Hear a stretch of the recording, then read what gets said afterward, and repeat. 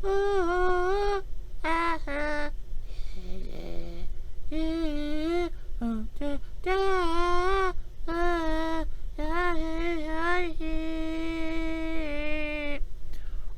as we say in Muggle, my mum said I could watch it. Hi and welcome to today's really important episode for me of Trooll. Trooll is now, look at it, 1986. I was 10. To say that I adored this film, I rented this film so much from the corner shop. The guy offered me to sell it to me, basically for £5. At which point I stopped renting it. It was about £1 a rental. I very soon after got a copy of Gremlins from my dad, who paid the real money for a Christmas present, and that was my Christmas present. That's then toys were over and film became the thing. Trooll is 1985. It's an Empire Pictures. It's no surprise it's child band Richard Band. Classics. John Carl Buchla is doing the special effects, so obviously the Trooll ghoulies crossover Easter egg that you can see in one of the paintings is there. For the few of you watching this, I'm not going to do Trooll 2. Let's just get that straight out of the way. I really don't see the point in doing Trooll 2. Best worst movie exists. You've got everything you need in that. I was already a grown man when Nilbog was created, so there isn't going to be any reference to Trooll 2 here, except for that I just did. Trooll, the real film that you should watch and is good, shut up, is the story of another family, sort of typical poltergeist thing. White collar families finding themselves moving in a smaller accommodation, an apartment in the city. As they move in, their daughter is basically kidnapped, and the Trooll himself, I'm gonna say, I've already forgotten how to pronounce these. I'm gonna say Arbok, because I've mispronounced numerous names already on the way here. Arbok is the Trooll who's masquerading as the daughter. He uses the house to infiltrate all the other apartments, and much like Batteries Not Included, each house is built up as quite a realised home. You have the absolute swinger, player, luchador, and for me, hashtag life goals, that is Dickinson. You have the combat ready life insurance guy, physio freak, making America great again. You have a yuppie couple, one of whom is Julia Louis-Dreyfus, just basically playing a woman an actress who becomes a nymph. And of course, my personal favourite, playing the Trooll, and Martin, the English professor, Phil Fondacaro. And Phil Fondacaro, as ever, just delivers the goods at every point.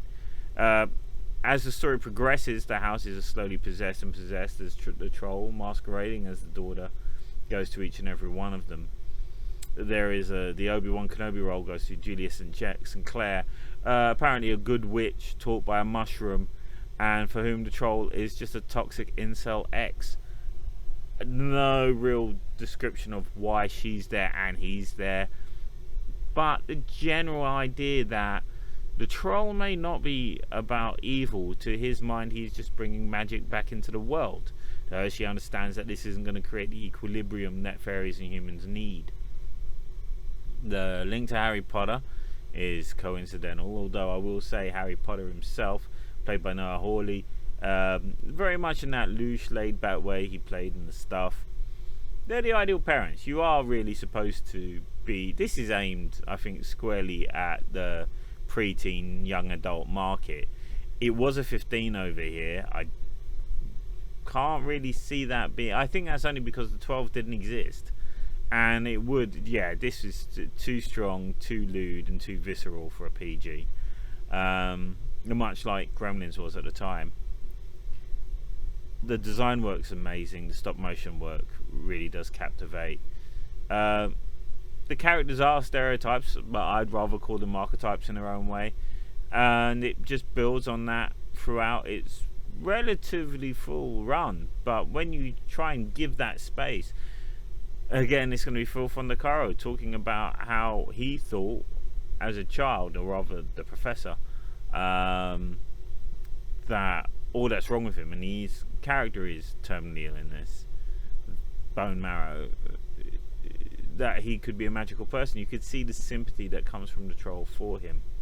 The fact that everyone who's reborn out of their pods is either Martin is an elf, Dickinson is just a bunch of rather piggish trolls, and nothing really happens to Julia Louise Jeffers except all her clothes fall off, and she giggles a lot.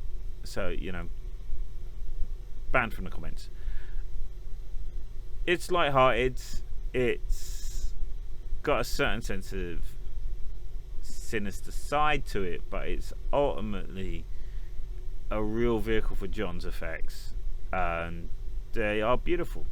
They're beautiful. The magic doesn't really hold up to much in terms of the notion of a narrative, but I would say that those seeds are sown for anyone who has then gone into the magical realism and, you know, the urban fantasy work that we see more and more actually these days, Sienna Millville and Baron Aronovich. Then you're definitely going to get a kick out of watching this and asking yourself the question, is industrialized apartment life with all the material luxuries that you kind of have but you are stoned because there's the neighbors, compared to a raw, more organic life of sprites? I think the fact that at the end even Harry Potter Jr. does not save the house is the troll's own undoing. His main guardian for his realm attacks the child. He can't have that, as she was going to be his elven princess. Now that, it puts me squarely into the above PG territory, but I understand the archetypes playing here. I mean, there's having an argument with your ex and going out with a younger model, but then that's just deeply inappropriate.